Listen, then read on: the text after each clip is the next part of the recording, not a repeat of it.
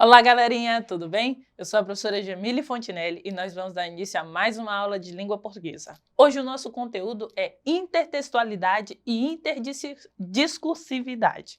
Vamos lá? Pega o caderno, vamos fazer as anotações importantíssimas nesse conteúdo. Vamos lá?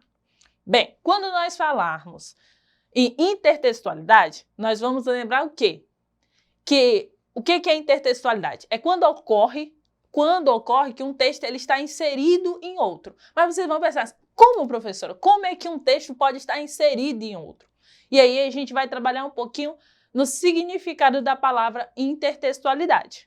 O sufixo inter é de origem latina e refere-se a uma noção de relação de dependência. Ou seja, dessa forma, podemos dizer que a intertextualidade acontece quando os textos conversam entre si, estabelecendo assim uma relação dialógica. O que é uma relação dialógica? Dialógica lembra de quê? De diálogo, ou seja, um texto vai dialogar, vai conversar com o outro.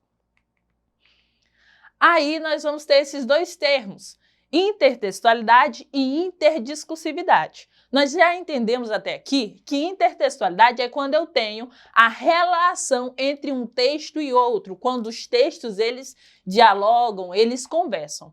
E aí, se a intertextualidade é a relação dos textos, um texto vai conversar com outro, a discursividade vai lembrar o quê? De discursos. Se eu tenho discursos, eu tenho ideias, posicionamentos. Então, vai ser a relação de um posicionamento com o outro. Ou seja, quando você está lá, está praticando a sua redação do Enem, já pensando no seu terceiro ano, você vai tá procurando citações, referências para embasar a sua opinião, né? Para embasar aquilo que você vai dizer. Então, quando você cita, quando você faz referência a algum autor, algum escritor, você está utilizando da interdiscursividade. Então, é a relação das ideias, a relação que existe entre uma ideia e outra dentro dos textos, ok? E para nós entendermos mais um pouquinho, nós vamos falar o quê? Que a intertextualidade ela pode acontecer de modo explícita e implícita. Explícita como? A gente consegue identificar facilmente, né, de cara ali, estabelece uma relação direta com o texto-fonte, apresenta elementos que dá de identificar, né, não exige que haja uma dedução por parte do leitor, ou seja, você vai olhar aquele texto, esse texto lembra aquele outro. Então, tá ali, tá na cara. Por isso que pode ocorrer de modo explícito, claro, objetivo. Na implícita, já não é tão fácil, né? O leitor, ele precisa ter uma compreensão de mundo, porque vai que o escritor do texto, ele fez uma referência implícita, mas se você não tiver uma leitura de mundo, você não vai conseguir compreender. Então, na intertextualidade implícita, você tem que olhar mais detalhadamente para ver se você reconhece, né, nesse texto aqui que você está lendo, outros textos, outros discursos, outras ideias que alguém, uma hora, já falou, já comentou, já trouxe à tona, né? Ele não vai apresentar elementos diretos da fonte, por isso que é implícito. Ele vai exigir que haja uma dedução e vai exigir também que o leitor, né, recorra a conhecimentos prévios. Por isso, se você lê muito, você sabe muito. Então, a maioria das intertextualidades você vai conseguir deduzir. Mas se você tem pouca leitura, aí você vai ter que correr atrás do atrasado, né? Você vai ter que correr para poder conseguir entender a intertextualidade dentro do texto. Vamos lá. Esse quadro aí que vocês estão vendo é de Mona Lisa, de Leonardo da Vinci, de 1503. Se você não souber de que é esse quadro, que quadro é esse, qual é o nome dele, qual é a representatividade dele dentro do contexto artístico, você não vai entender os próximos. Por exemplo, olha aí, eu trouxe mais 3 exemplos para vocês, que foram utilizados em situações diferentes, em textos diferentes, para trazer ideias diferentes, mas sempre ligada ao quê? A intertextualidade existente aí do quadro de Mona Lisa. Nós temos aí na Turma da Mônica, que é um programa infantil, nós temos em uma propaganda e nós temos também aí numa ideia, né? Uma ideia de que se até a Mona Lisa usa máscara, por que que você não vai usar?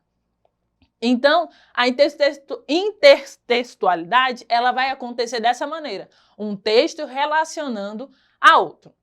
Nós temos outros exemplos aí, né? Olha aí outras propagandas. Horta de Elite. Se não for hortifruti, pede para sair. Chuchu, rec. De tão distante para a hortifruti. Viu? É um texto que vai relacionando com outro. Claro, esse daí tá mais evidente, né? Você olha, tá relacionado a outro texto, mas podem ocorrer as intertextualidades implícitas. E aí nós vamos pensar que existem tipos de intertextualidades que vão ajudar muito na escrita, são importantíssimas na construção do texto. A primeira, a paráfrase. Na paráfrase, a intertextualidade incide na temática, ou seja, há uma reafirmação das ideias do texto fonte. É utilizado um tema previamente explorado por outro autor na criação de um novo texto, com estrutura e estilos próprios. Ou seja, eu vou pegar a ideia, né? O que o autor disse, eu achei interessante, e aí eu vou modificar com as minhas palavras e vou colocar dentro do meu texto. Eu consigo visualizar que essa ideia presente nesse texto aqui, no texto A, não é a mesma coisa que o texto B disse, mas é parecido, é próximo. Por isso que é uma reafirmação das ideias do texto-fonte. Exemplo, nós temos a imagem aí, nos Simpsons, eles vão fazer o quê? Uma releitura do CD de vinil dos Beatles, o último CD que eles fizeram tirando a foto na faixa de pedestres. Se você não conhece, você vai passar por essa imagem aí e vai dizer, normal, os Simpsons andando na faixa de pedestre. Mas aí eles fizeram uma referência aos Beatles. Outro exemplo, minha terra tem palmeiras onde canta o sabiá. Olha aí a releitura. Moro num país tropical, abençoado por Deus e bonito por natureza. Ele disse a mesma coisa com palavras diferentes, não é verdade? Próximo, a paródia. Quem não conhece a paródia? Hoje, com o avanço das redes sociais, né? Os TikTokers aí. Então, a paródia ela tem existido muito, né? Tá muito em ênfase atualmente. Então, vamos entender um pouquinho qual a intenção da paródia.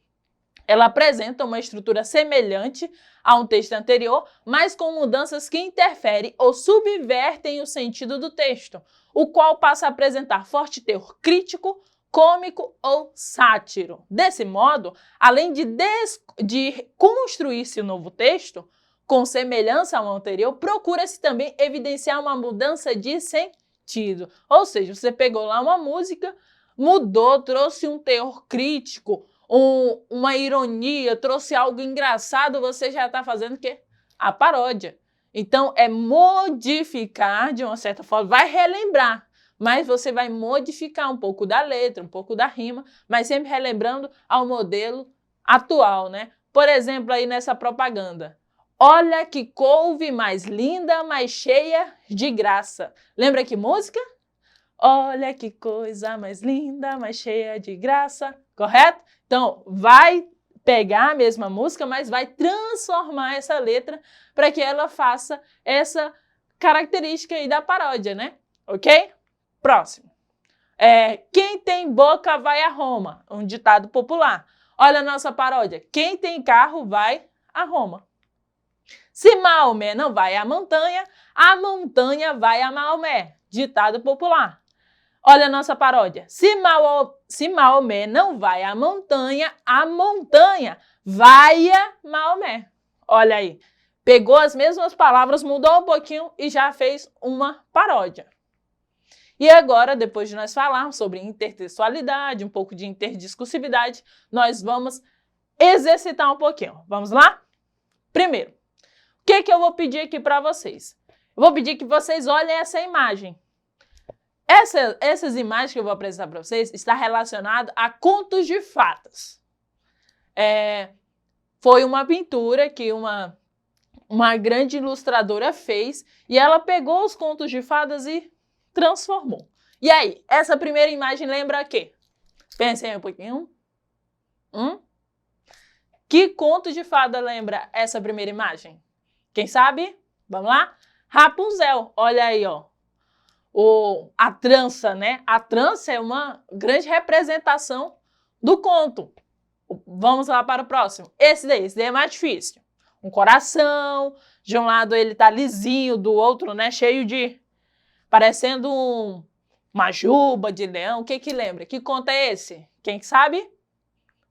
A Bela e a Fera. Olha aí a intertextualidade. Esses quadros dela foram muito famosos, são muito famosos.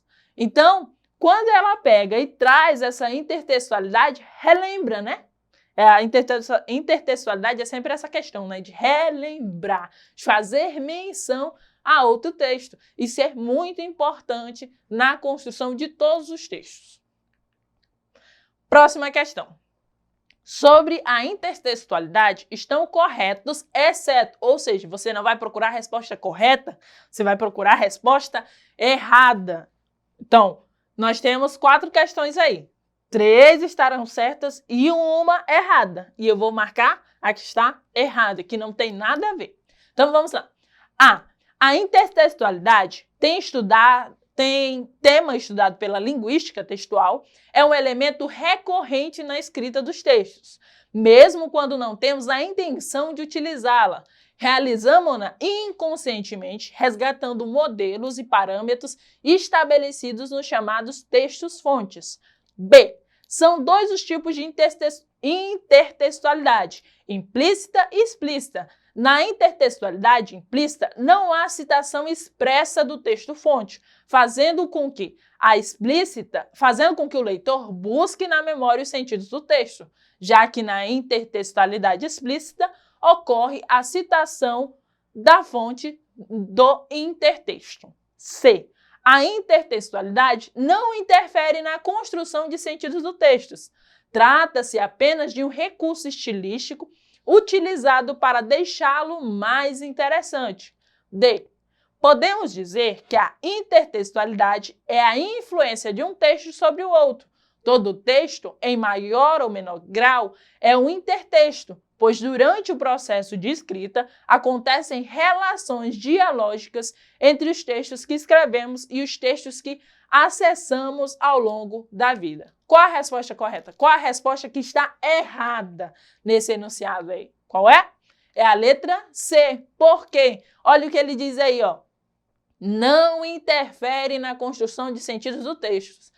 A intertextualidade, ela é um fator básico na construção dos textos. Ou seja, quanto mais você lê, mais conteúdo você terá. Mais você saberá lidar com o texto, dar sua opinião e se expressar. Então, se eu tenho a referência dentro de outros textos no meu texto, como é que não vai interferir no sentido? Claro que vai interferir no sentido, ok? E aí, se você tiver dúvida, não conseguiu pegar alguma coisa, acessa lá o nosso portal eduque.acre para tirar as dúvidas, para fazer outras anotações que você não conseguiu. No mais, tchau, tchau e até logo.